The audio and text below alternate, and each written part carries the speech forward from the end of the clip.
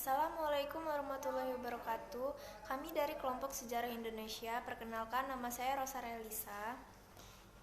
Saya Denti Septiani dari kelompok 5. Nama saya Debi Anggara dari kelompok 5. Nama saya Adi Firmansyah, saya dari kelompok 5. Indonesia merupakan kawasan terbuka sejak era dahulu. Banyak kebudayaan yang masuk dan berakulturasi dengan kebudayaan lokal.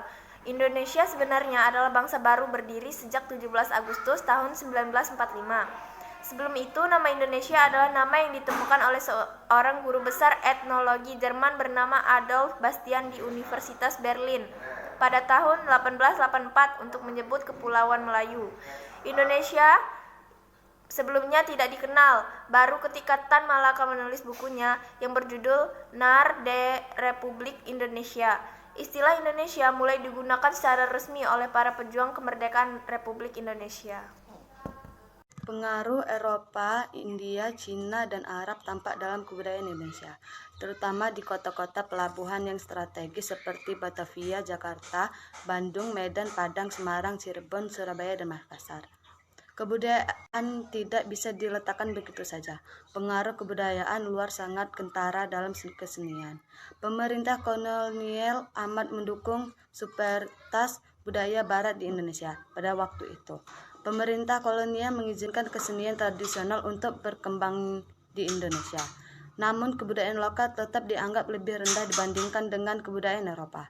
Kebudayaan Eropa mendominasi kehidupan di jajahan Belanda itu. Sejak saat itu, reka jajahan mengenal musik barat seperti musik opera, musik militer, jazz, keroncong, dan dansa. Masuknya musik-musik barat ke Indonesia dapat dilihat dari penggunaan trompet, harmonika, trompolin, piano, dan lain sebagainya. Ketika Kongres Pemuda II di Indonesia dilangsungkan secara yang menghasilkan Sumpah Pemuda II, para cendekiawan Indonesia berusaha mengembangkan apa yang disebut sebagai identitas keindonesiaan. Indonesia adalah sebuah bangsa baru. Namun Soekarno, Hatta, Syahrir, Ki Hajar Dewantara, Muhammad Yamin berusaha mengegas lagi identitas budaya Indonesia. Mereka menggalinya dari kebudayaan suku-suku bangsa yang ada di Indonesia. Kongres Pemuda II sendiri dihadiri banyak perwakilan dari pemuda-pemuda suku bangsa yang berbeda seperti Jong Ambon, Jong Celebes, Jong Japa, Jong Sumatera, dan lain sebagainya. Masa Orde Lama, Presiden Soekarno berusaha menjalankan politik kebudayaan untuk nasional dan karakter building.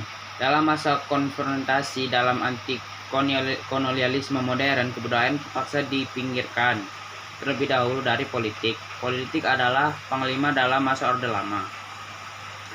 Presiden Soekarno sendiri merupakan pembangun kebudayaan Indonesia. Ia adalah peminat seni lukis, seni rupa, dan seni tari. Kehidupan sastra sebagai sebagian dari kebudayaan terus hidup.